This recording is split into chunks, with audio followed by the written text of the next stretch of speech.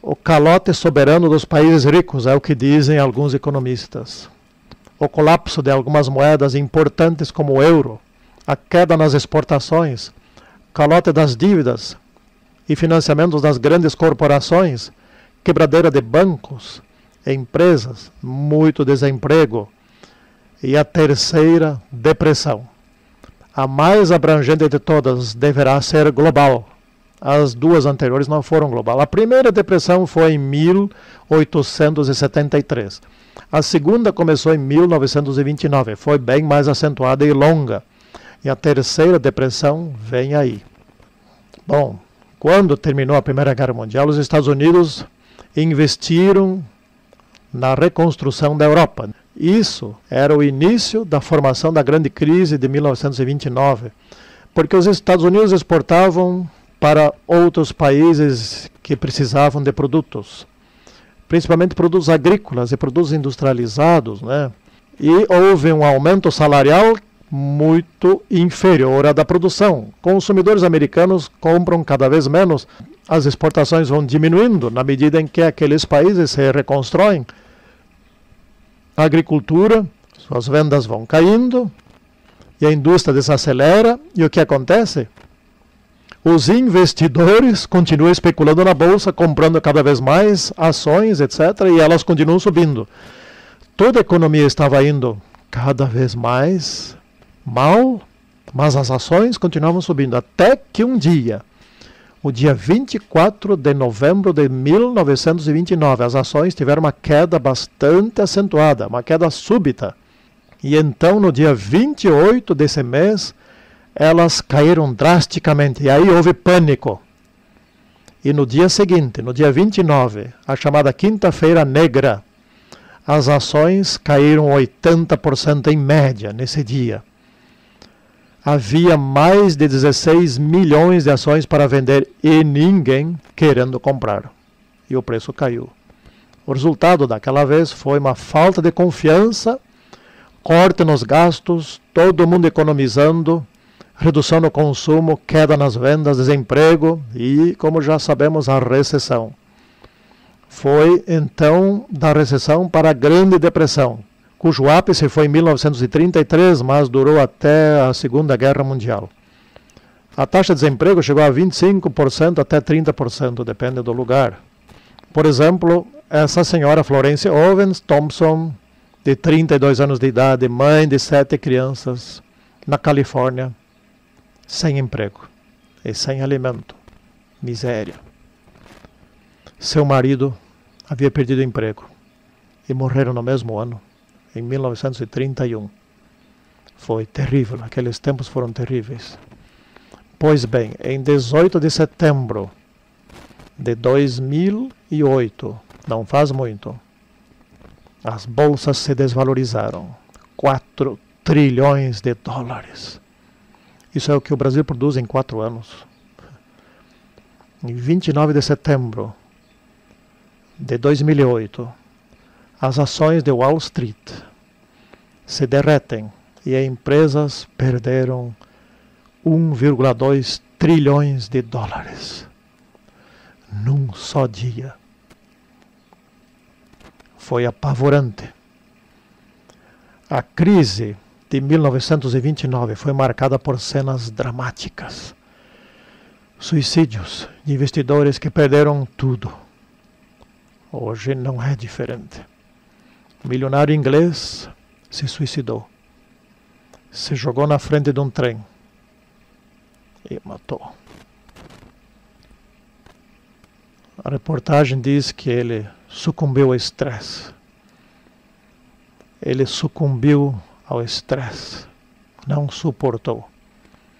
Isso aqui são fotos do que acontecia nas bolsas de valores naqueles dias. Fábricas fechando na China. Temor de uma recessão mundial. A crise podia se estender pelo planeta todo.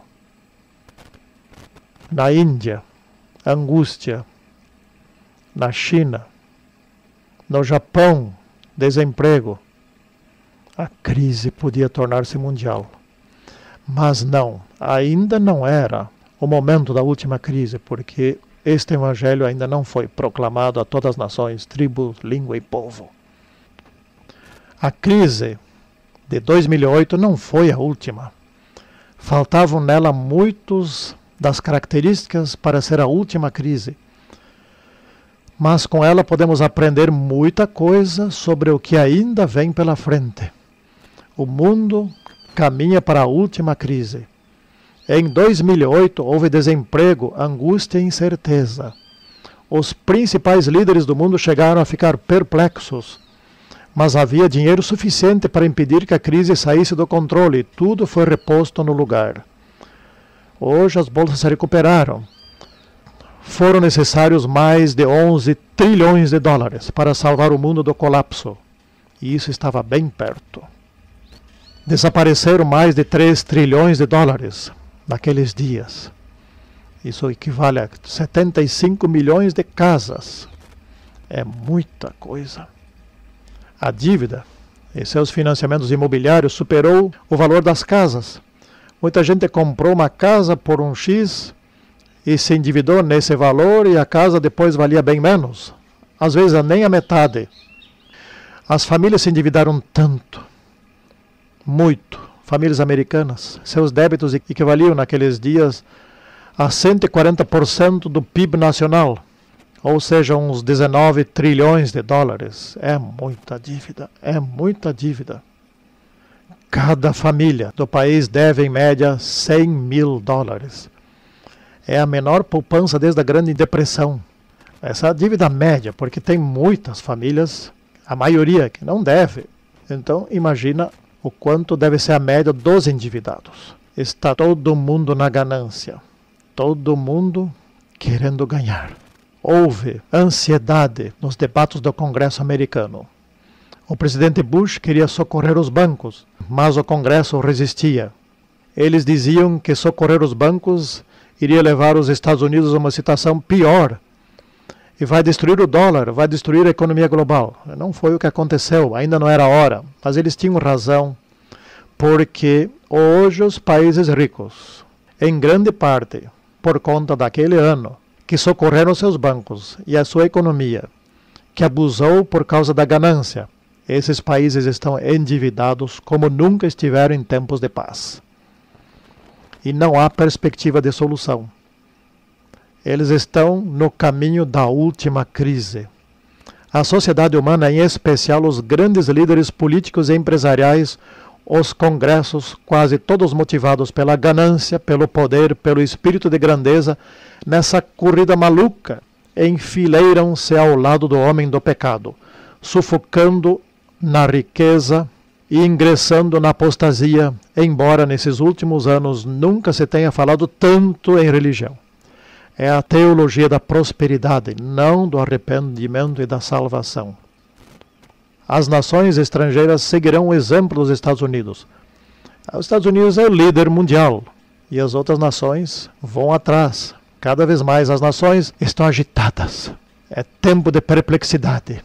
O coração dos homens está desmaiando de terror e isso vai aumentar muito, ainda muito.